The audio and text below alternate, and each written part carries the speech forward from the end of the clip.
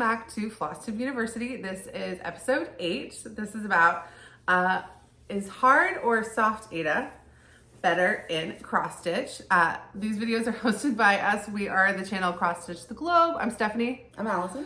And we have a Flosstube channel. And if you don't know what Flosstube is, subscribe. They're very in-depth personal stitching videos about our stitching journey. And we also do extras that are like fun topics like the most expensive cross stitch or like how to make a needle minder.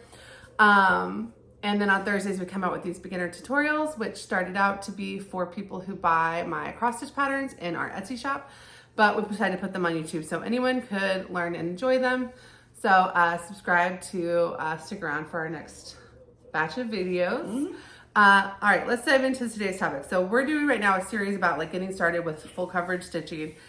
And we talked in our last video about the difference between doing Aida, Lugana, or other even weaves, or a linen for full coverage.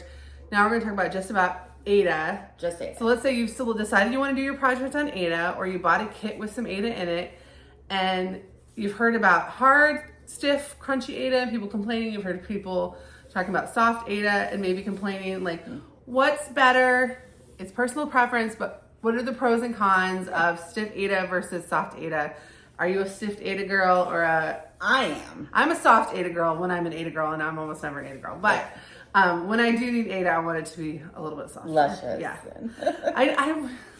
So okay, what are you... You're a fancy stitcher. We can just admit that. I like bougie things. You're a bougie stitcher. I like nice things. For sure. All right, so what do you prefer in your Aida, hard or soft? Okay, I like a medium. I keep saying I like crunchy Aida, but I recently had this crunchy Aida, and it is like the crunchiest I've ever seen. Like can stand up on its own almost. Like real bad. So okay, I've decided not this crunchy where it's like you can absolutely tell it's like it really could. It's hard. Okay, so I don't like the super crunch because it's starting to hurt my hand when I'm holding and like trying to wrangle it.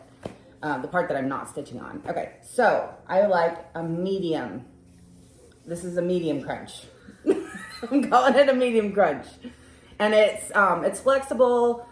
It's easier to like roll up and like hold just in one hand when I'm stitching. You never stitch in hand though, right? You always... Oh no, I meant with a hoop. Like this is the hoop part. I don't stitch in hand, which would be harder with...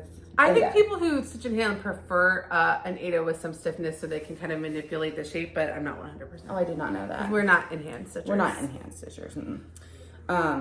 So my answer is I prefer a medium crunch. Now, I like a softer Aida. You will notice that these two pieces of Aida are not plain white, and that's because the process of dyeing them does make them softer. So when you go, now you wouldn't probably do a full coverage on either of these unless you wanted to have space around the border show because nothing in your picture is going to show. So why But if pay? you had something that was mostly full coverage, say everything's in the sky like or something. I'm doing Christmas ornaments on this, but if I want to do a Christmas ornament that was solid stitching but then have like a little 1/2-inch border, this would be pretty. Really cute. But the process of dyeing it makes it softer. And this it's probably the vinegar. It's from Witch's Garden Crafts is pretty soft and flexible. And then this is from Pictureless Plus. It is so soft. When she told me it was Aida, I was shocked because I mean it's like as soft as like a nice toilet paper. Yeah. It's like crazy soft. And so it's not that Aida, you know, people talk about Aida being stiff and crunchy. It's not that it has to be that way. It's just that it starts out that way. It starts out that way. And but you can manipulate it. The things that people do to get it prettier tend to also make it softer. And that's probably why this is softer too, because it had the grid. The grid either was printed on or something in the process. And then also, we're going to do another video about like you have emergency stiff Aida that you don't want and you need to soften it. We're going to make a whole other video about how to do that.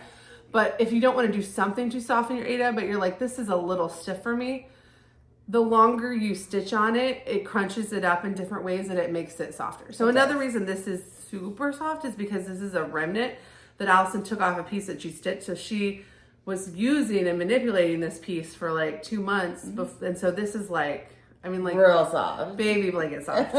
Whereas this is like straight cut off of what I got from the dyer, which in this case was Witch's Garden Crafts. But I have not manipulated or stitched on this yet. I just cut all of it into ornament cuts when I got, well, ornament size, not technically ornament cuts when I got it. I prefer soft Aida. in general. My hand, I get like hand pain at around 500 stitches a day. So if I try to push myself to do more than that, I will start to get like a hand pain that will kind of settle in. Whereas if I stay under 500, I tend to be okay. And the harder the Aida, the faster my hand hurts. And once my hand starts to hurt, if I push myself to keep going, I really will mess things up. So I can get more stitches out on soft Aida. Some of the things I do to make like crunchy Aida easier to work with, like using a smaller needle, aren't technically the best things to do for that situation. It's good for my hand, but it's not better for like the actual like stitching. But so I prefer if I start out with a soft Aida that I put in a hoop or a Q-snap, and it just kind of, the needle goes through like butter, comes back out like butter. Like that's just what I like. But that's what I like. And I would say texture-wise, the downside though is it's not as taut as the stiff I don't one. care about that. I don't do for full super. coverage, it's nice to have a nice taut. I don't do, even on full coverage, maybe that's a preference. I don't do super taut. I'm more nervous about having my fabric be too tight and my stitches be too tight than my stitches be too loose. So I tend to not, and even when I have like, so I put it in the Q-snap with the hoop, get it tight, but I don't want it really drum tight. I just want it like tight enough. Oh, I want it tight. And actually, I have, and I haven't done any of the design that you can't see yet. So this is a secret, this is a pattern I'm working on, but that isn't out yet, but I'm not showing it on my channel. But this is about how tight I have it when I stitch it. Oh, no. Where's mine? Like, I don't have it that tight. No. Yeah, Allison's is a drum. Mine is, that sounds like a drum when you do it like that, but it's not. It's like very loosey-goosey. So I have a little bit of a softer Aida in here, and it's still kind of loosey-goosey. And last night I was stitching, and I got it in a knot, and I said, I'm done. No. I'm done. I'll be done for the night. I do have to get back to this today, though. Anyway, so, and then I do normally but I didn't last night, we'll like loosen it up or even take it off the Q-snap in between. Yeah. But, and then this is what I do with my extra. I just curl it up in the Q-snap. Cool. But I don't have that amount of extra. I have a lot of extra. It's a large, I'm on a large chart right now. This kit is nuts. I haven't like organized. Maybe that's what I'll do when we're done today is I'll just organize this kit. All right, so this video is very short. It's going to be the shortest video I ever put out. Yeah. So hard versus crunchy Aida, personal preference. I do personally get pain from hard Aida. And also sometimes people it's too hard. People who stitch in hand too, like if it's too hard, then it actually like hurts. It's scratchy on their hand, or it might be scratchy on your elbow and stuff as you.